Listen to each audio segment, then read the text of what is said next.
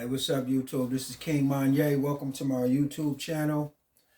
I am the leader and the captain of my destiny. I do succeed because I believe I will. For those of you new to the page, I created this channel May 19th, 2022 with the purpose of trying to end mass incarceration by sharing my stories about prison and my life on parole and living these street politics. And so I wanted to share a story with you about a time where I remember maybe 2013 or something, when I was walking with my girlfriend at that time, and I had on a burgundy hat.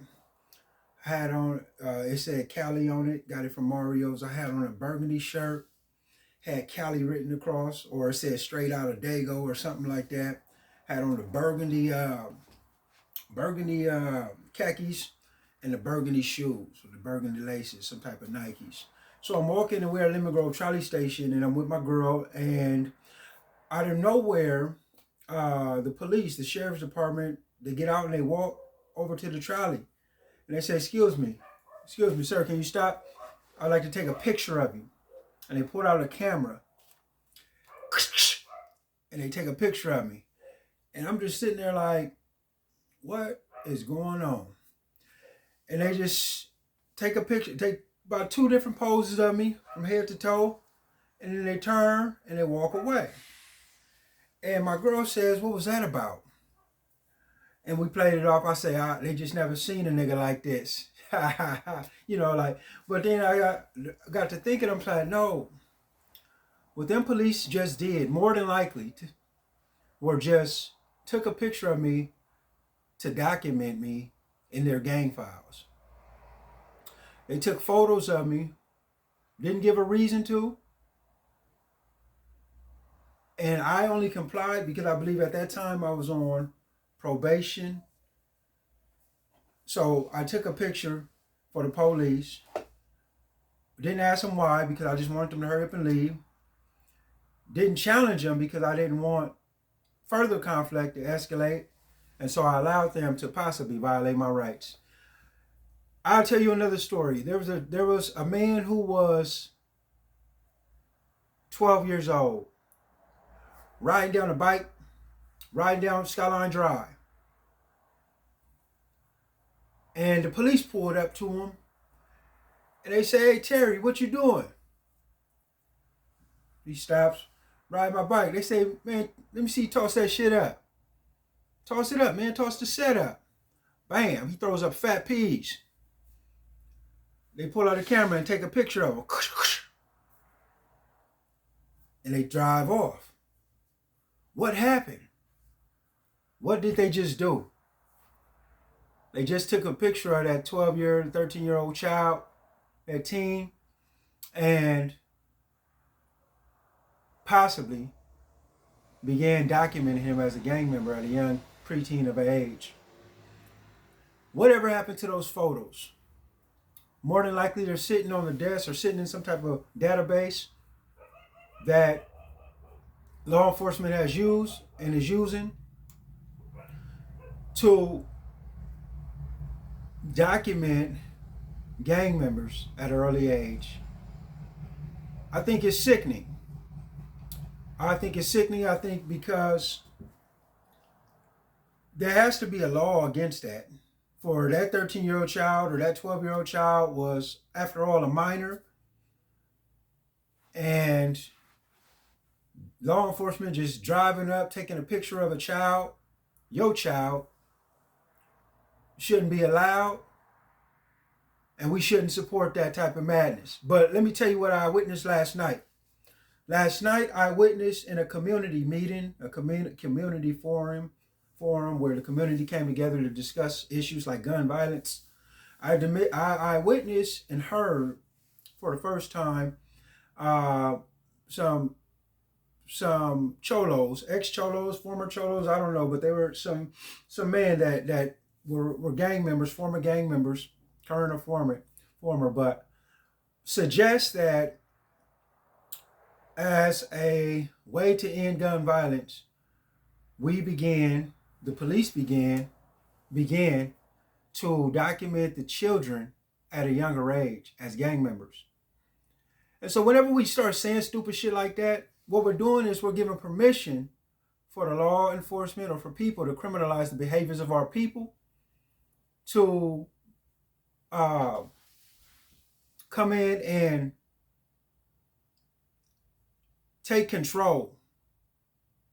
We're giving reins over to a predatory system that is bent on documenting the children at a young age, to paint a narrative, to spin it as though this person is a menace to society and cannot be helped, cannot be fixed, and is a danger and a threat, and we should watch him at this young age because he is going to grow up to be a menace.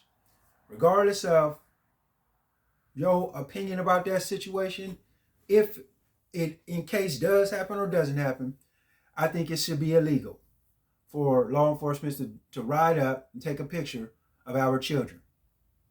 Period. They're under 18, they're a minor, and their image, I don't even post pictures of my children online, or, I'm very sacred about that. But when we start suggesting that we allow law enforcement to do these type of tactics, we are basically saying it's okay to keep a system, a practice, the policies, the tactics of harassing our children, of criminalizing our children at a very young age. Because those who've been to the system, juvenile halls, knows that it's easy to get in, but it's hard to get out. Why? Because some reason we fail to realize that these entities are not really focused on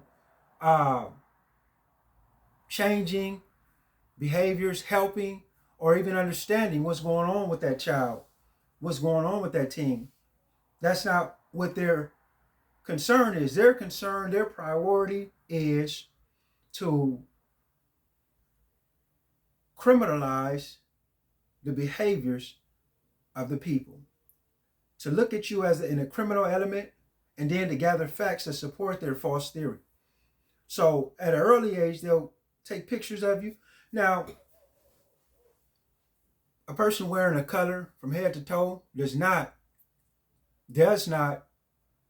support your belief that this is a gang member. That's not strong enough proof. A person living in an area where people predominantly wear red, or people predominantly wear blue, is not enough evidence to support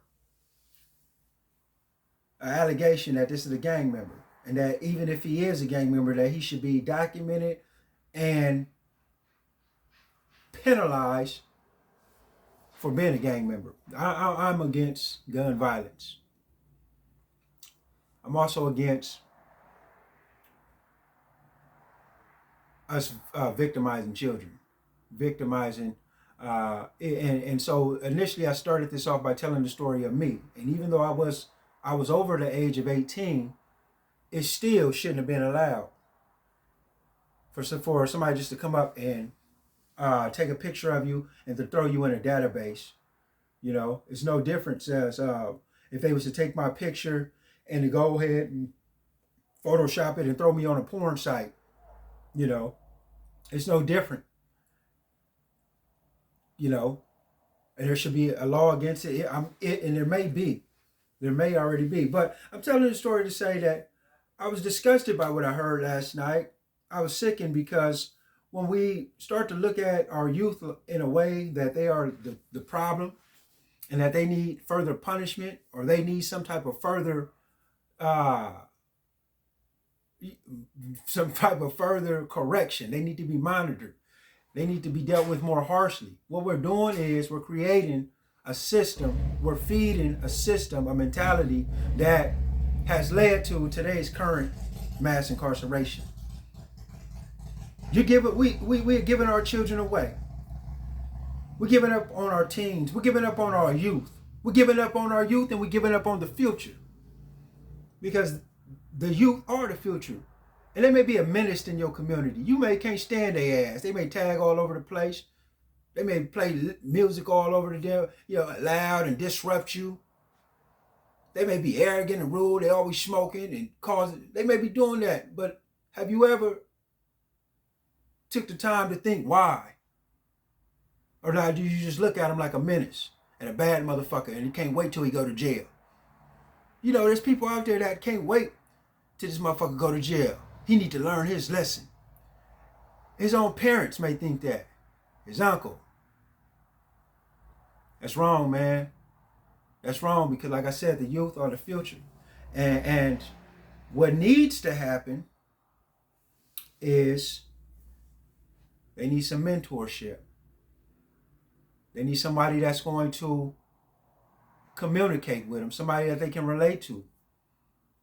And so they can figure out what the hell is going on, what's really going on. A lot of times they don't even know what's going on, so they can't verbalize what's going on. When you don't know what's going on, you don't know what you feel, it's easier to say, fuck it. And that's what's going on. And then we all suffer. So we as a community, to guard the community, to guard our communities, need to think about these things. Think about the things that we promote. Think about the things that we say in these type of community meetings. Think about the type of narrative we're painting. Because I don't believe that the youth is lost. I don't believe that the youth need to be under surveillance at a young age and that they need to be documented. Because I believe that they're still developing. I believe that it's a critical time that they need to be mentored and nurtured. And even if they scare you, you're scared of them. That's what it is. A lot of people are scared of them. They're scared of the youth because the youth is active. Youth is wild, but they're scared of you. You don't know how to harness that energy. You can't communicate when you're scared of them, so you want to turn them over to the law. You want to turn them over to people that only thing they know how to do is bust his head. Throw him in a jail cell, feed him a bologna sandwich. So that's what we rather do. That's our alternative. Instead of really providing adequate services to these people, we rather give them over and turn them over to the perpetrator, to a system of predators. I disagree with what I heard, man. I disagree with the poverty mentality. There was something else I heard, how the best thing we can teach our children is how to go sign up and get some of these free services, some of these free food, free boxes full of free food, so that they can, just something so low, so poor, man. So I'm not blaming you for being poor. I'm saying for a mentality of that's the best you can think of to teaching your child, or that's the best suggestion you can think of, that what we need to teach the children. We need to teach them how to apply for EBT. We need to teach them that is low, and that is a bunch of bullshit. And I understand it. So, you know what I'm saying? I understand it, come from it, lived in it, but that's not something that, if that's all we know to teach them, I understand that. But that's not something that I'm going to advocate that's what need to be taught. We need to teach them entrepreneurship skills. We need to teach them how to think, how to deal with these emotions, how to deal with these behaviors. That's what we need to teach them. We don't need to trust in a system that says they're going to teach them that. When they ain't teaching them that, they're going to teach them how to be violent, teach them how to politic, teach them how to, they're going to teach them how to be a menace to society, man. And so I created this video right here, man, just to say I disagree with what I heard, and just to say that, I believe that there's hope in our youth, and I believe that there is people and programs that do believe in helping instead of turning them over to the law enforcement, instead of documenting them at an early age. That's not the way, and that's not the solution. And so I'm King Manye. I was sent here to inspire those who are great and sometimes tend to forget it. Remember that it's never too late to change. And just because you can't see hope in somebody else doesn't mean that they're hopeless. I want you to love yourself, and love yourself. If I said anything that you like and that you support, do me just one big favor and go ahead and hit that subscribe and become part of the Manye tribe. And if you're already a part of the tribe, make sure you hit that thumbs up and give me a like. I'm outros.